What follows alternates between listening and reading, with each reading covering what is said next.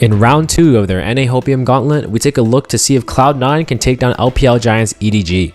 They've got a very clean look on the way the game flows right now, especially compared to their week 1 performance, so this was a super exciting look at how they approached their run. As always, if you enjoyed content like this, feel free to drop a sub to support the channel. Let's hop in the draft. Starting with C9 on blue side this draft, they ban out Caitlyn, Graves, and Silas, while EDG ban out Yumi, Azir, and Sejuani. Moving into a second game of the day, C9 are drafting understanding their do or die situation that they are in, and are just drafting to ensure the highest chance of success possible. They've been banning out the Caitlyn every game, as they simply don't want to deal with the idea of the game being centered around that bot side pick. It seems that they are also revealing that they perform best with Blabber on a CC champion that can call the shots, so Graves is just removed from JJ there. I can't say the same thing for EDG since they're in a more comfortable spot in the standings and they're on red side this game, so they just have fewer options anyways. This first set of bans means that there's lots of slower picks available, and C9 just yoink Aatrox immediately, no questions asked. EDG intentionally only banned out one of the 2 Thanos junglers and take the other in Maokai in the R1-R2. They also don't care about the flex because they simply just slam the Fiora matchup. Chinese teams are super happy to play into this, so I'm not necessarily surprised. Following up similarly to their game against Fnatic, C9 take Trundle as their jungle pick into the Maokai and take their control mage of choice in the Victor.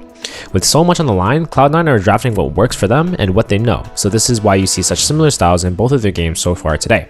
EDG swing for the Akali here as their R3, although Victor can hold pretty well in the matchup itself. The main objective of this pick is to create that environment of chaos and execution for EDG to play around. C9 can still play either direction as well, since their champs are relatively flexible in their fights. Both teams are looking to draft around their bottom lanes, and the main differences we have here is in the order in which they're revealed, as well as the compositions built around them. I would say that C9's comp is better built for more situations in this case, so it all really rests on the little hints that they get for the R4 for them to respond. The bans start to give a few hints to this, as everyone straight up goes for hits on the AD carry pool. This top lane matchup is extremely volatile and gravitating for EDG, so their main goal in this phase of the draft is to pick an AD carry that can hold their own without resources and clear way for this Fiora. Most teams in the R4 slot use Aphelios as that catch-all pick, so that's the main thing to look for here.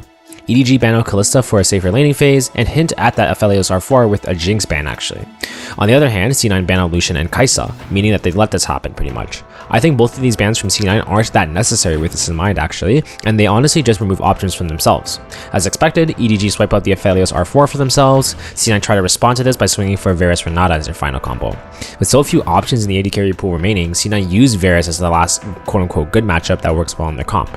This pick, however, simply does not seem worth the pick that they're giving up in exchange in this case. I don't think there's really any reason why EDG should be allowed to get such a strong blind in this such an important slot, and especially with this counter pick, I would argue that EDG just got an advantage with a blind pick in this slot.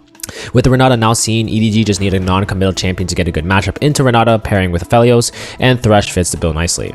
I understand why C9 might allow Viper to take Aphelios here, since champions like Fiora are going to prevent Aphelios from having as consistent of a front-to-back environment, but he's been so undeniably consistent in this meta that I just don't think there's any situation in which it's worth giving up right now. What started off as a strong first 3 picks for C9 ended up being a very confusing and passive sort of round out to their draft, and now EDG have winning matchups on both sides of the map.